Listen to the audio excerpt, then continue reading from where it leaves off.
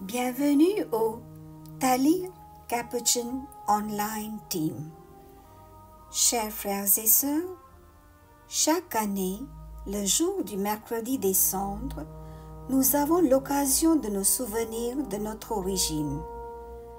Tu es poussière et tu retourneras à la poussière. Un rappel très choquant qui nous appelle à nous repentir et à croire en l'Évangile. En mettant des cendres sur nos fronts, nous reconnaissons que nous avons besoin de libération et nous commençons le voyage de notre libération du péché et de la vie pécheresse vers la gloire de Pâques. Oui, mes chers frères et sœurs, les cendres symbolisent notre vie pécheresse et le besoin d'être purifiés, un symbole de notre propre mortalité, de notre fragilité et de la fragilité de la vie humaine.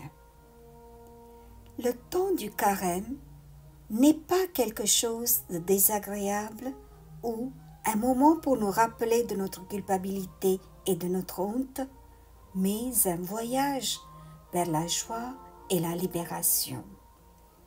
Par conséquent, c'est un voyage qui dure une vie et non pas uniquement pendant le temps du carême.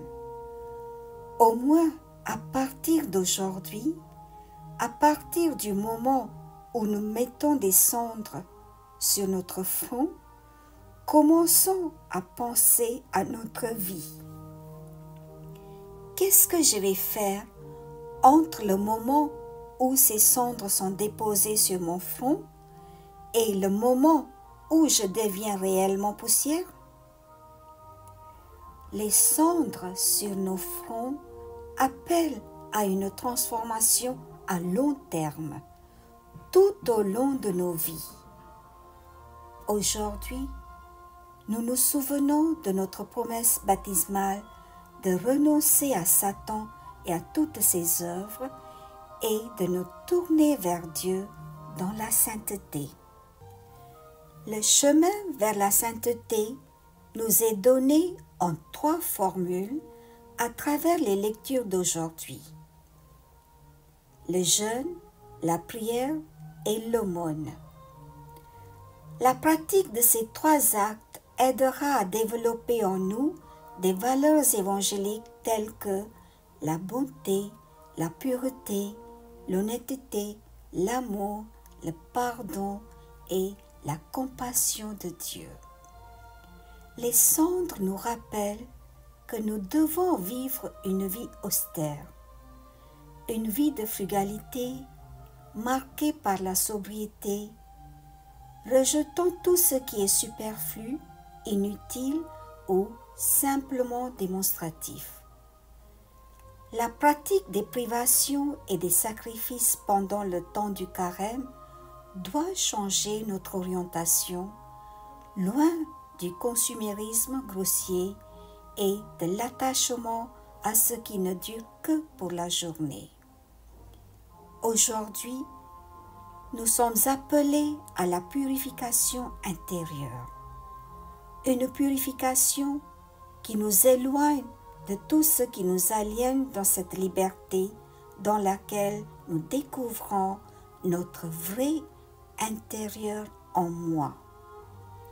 Le carême n'est pas seulement des cendres pour un jour, c'est une question importante sur les choses les plus sérieuses de la vie.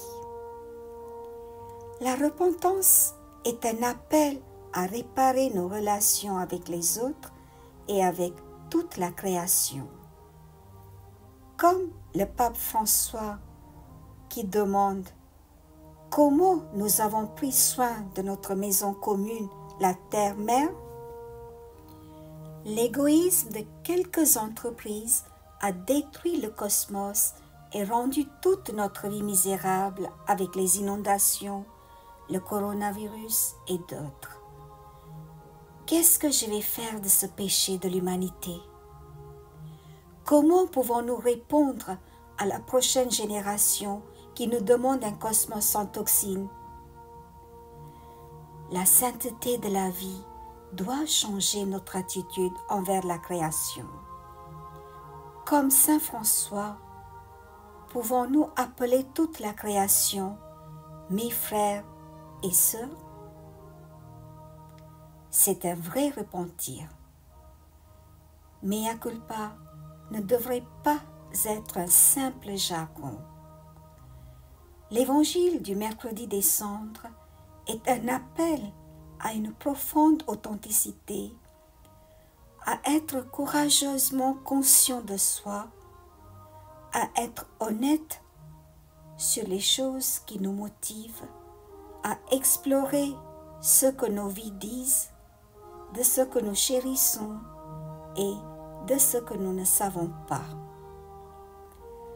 L'apôtre Matthieu, à travers les paroles de Jésus, nous rappelle que notre vie intérieure est le lieu où Dieu est à l'œuvre, le lieu secret que notre Père voit. Il n'y a pas de secret de Dieu, seulement de nous-mêmes. Le repentir commence au point où nous faisons face à ces secrets, non pas par honte, mais par désir de les traverser et de les dépasser dans une nouvelle vie. Commençons à jeûner, à prier et faire l'aumône à partir du mercredi des cendres et les poursuivre pendant le temps du carême. Ce n'est pas une fin en soi, mais fait partie du mouvement vers la liberté et la joie. Que devrions-nous faire? Le mercredi des cendres nous appelle à abandonner toutes nos prétentieuses postures de sainteté afin que nous puissions développer une spiritualité plus authentique. Réfléchissons à nos vies. Travaillons sur les choses que nous devons réparer. N'oublions pas de nourrir nos esprits.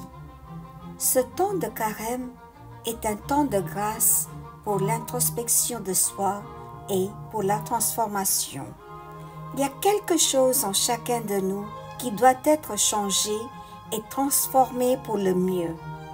Dans certains domaines préoccupants, nous devons nous arrêter immédiatement. Par conséquent, pensez à aller à la confession et à vous réconcilier avec Dieu et les autres. Ne vous inquiétez pas trop à ce sujet, parce que les prêtres ont certainement entendu pire et ils aiment aider le Christ à dire les paroles d'absolution, tout autant que vous aimez les entendre. Prions ensemble. Dieu notre Père aimant, merci pour votre bienveillance. Nous reconnaissons tes soins et tes préoccupations et nous te rendons grâce. Aide-nous à nous repentir et de croire à l'Évangile. Que la cendre sur notre front nous aide à reconnaître nos péchés et à les vaincre avec la grâce de Dieu. Amen. Je vous remercie. Belle entrée en carême à chacun de vous. Soyez bénis.